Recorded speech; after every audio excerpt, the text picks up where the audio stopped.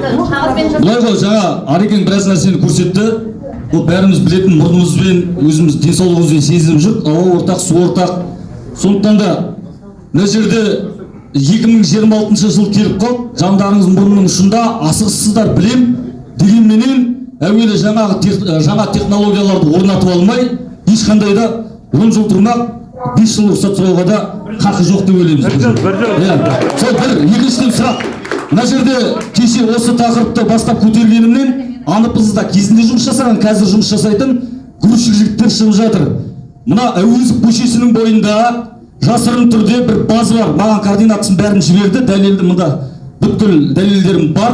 Осыған сіздер апарып көрсетсеңіздер, күкірт сақтап отыр екенсіздер, және ол жасырын. Оны күніне 57 мың теңгеден ақша алып, сол жерде грузчик жігіттер айтып, сол жерге егерде ол өтірік десеңіздер, менде координаты бар, бір-екі құзырлы орган мекемесінің адамдарын алайық, депутаттарды алайық, сол базаны алып қалайық. Өйткені ол жерде экология департамент басшысы отыр, Ерлан мырза. Өйткені ол жерге жаңбыр жауса, күкірт белгілі, бір күні көзіміз сығырайып ұйықтан тұрмай қаламыз, өлген қойдың көзі ұқсап.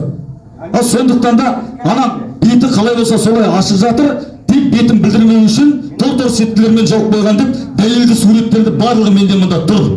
Осы Ғалике, сіз өте жабық адамсыз. Мен сізге осы мәселемен алдында да естігеннен, қаңқыл әңгіме басталғаннан осы мәселемен шықтым білген, әлеуметтік желіден де таба алмадым, жеке нөміріңізді де көтердім. Енді кеше дәлелді түрде суреттермен бәрі келіп жатқаннан кейін, бұл бір күні бәріміз оянбай қаламыз. Өзіміз жан дүниемізбен сезініп жүрік қазір. Атыраудың қандай лас екенін. Осыған жауап берсеңіздер, және мына хаттамаға да енгізсеңіздер. Рахмет, сұрағыңызға 1 минут. Барлық бірінші сұраққа жауап берсін алдымен. Да, мы говорим, что пусть сейчас на первый ответят на вопросы человека, который первый выступил.